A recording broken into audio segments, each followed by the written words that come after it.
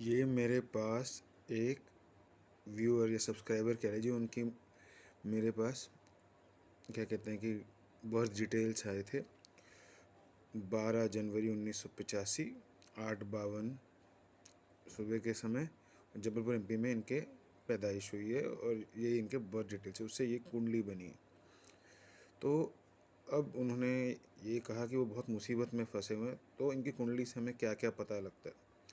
अब देखिए, ये है तो आपकी कुंभ लगन की कुंडली, और उसका स्वामी जो शनि है, वो केतु के साथ बैठा हुआ है, और शनि केतु के साथ युति कर और बहुत ही क्लोज कंजंक्शन है, जिस वजह से ये ज़िंदगी भर परेशान तो रहेंगे। ये बात तो इनकी सही है।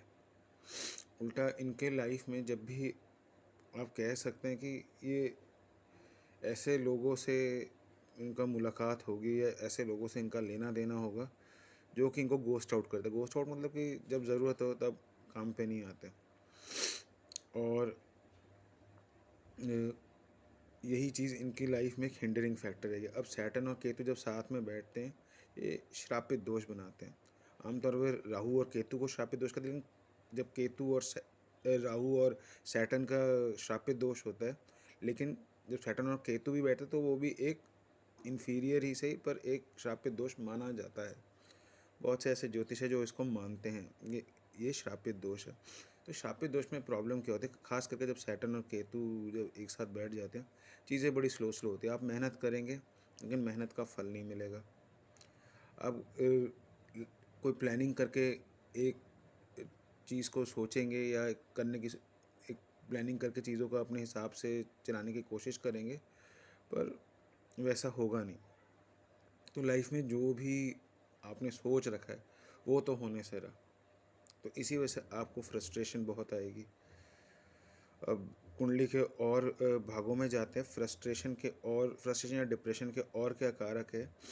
एक तो इनका मून जो है, ये बैठा हुआ है, क्या कहते हैं कि 8th हाउस में। मून जब 8th हाउस में आता है तो आदमी मेंटली बहुत अनस्टेबल फील करता है, और ख़ास करके मदर की हेल्थ या कुछ भी कहें, मदर रिलेटेड चीज़ें हों, उसमें भी काफ़ी अनस्टेबिलिटी होती है।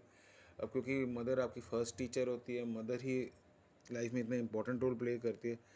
अगर उनकी लाइफ में अनस्टेबिलिटी हो तो आप भी इफ़ेक्ट हो जाते हैं, जिस वजह से आपका मेंटल जो इश्यूज़ हैं आपको बहुत सारे आएंगे। आप जैसे मतलब कि क्या कहेंगे कि आप हर चीज़ को एक बड़े अजीबो-गरीब तरीके से देखेंगे। मतलब क्या हुआ कि आपकी जो विज़न होगी वो हटके भी होगी और बहुत ही रैपिडली ट्रांसफ़ॉर्म करेगी। 8th हाउस क्योंकि अनस्टेबिलिटी को दिखाता है, वो ट्रांसफ़ॉर्मेशन वो इस वजह से है क्योंकि वो ट्रांसफ़ॉर्मेशन को दिखाता है। तो वो जो रैपिडली चेंजिंग चीज़ें होंगी, ख़ास करके आपके मेंटल हाल, वो बहुत ही आपको ट्रबल करेंगे। पर इसमें एक अच्छी चीज़ है कि जो आपका मून है वो 6th हाउस का स्वामी है। तो इन ट्रांसफॉर्मेशन से, इस मेंटल उथल पुथल से, इस मंथन से आपको फ़ायदा ज़रूर मिलेगा। और एस्पेक्ट देते हैं, और क्या आपको तंग करती है चीज़। सबसे पहले आपको जो एक और कुंडली का एक जो दोष ही आप कह सकते हैं कि 4th हाउस में राहु का होना। 4th हाउस में जब राहु का होता है तो आपके मन का सुख, आपके घर परिवार गृहस्थी का सुख भी ले लेता है। तो इस वजह से आपको मेंटली बहुत सारी इश्यूज फेस करने पड़ सकते हैं। जैसे मैंने मून की वजह से तो है ही है, और राहु का 4th हाउस में होने की वजह से भी है।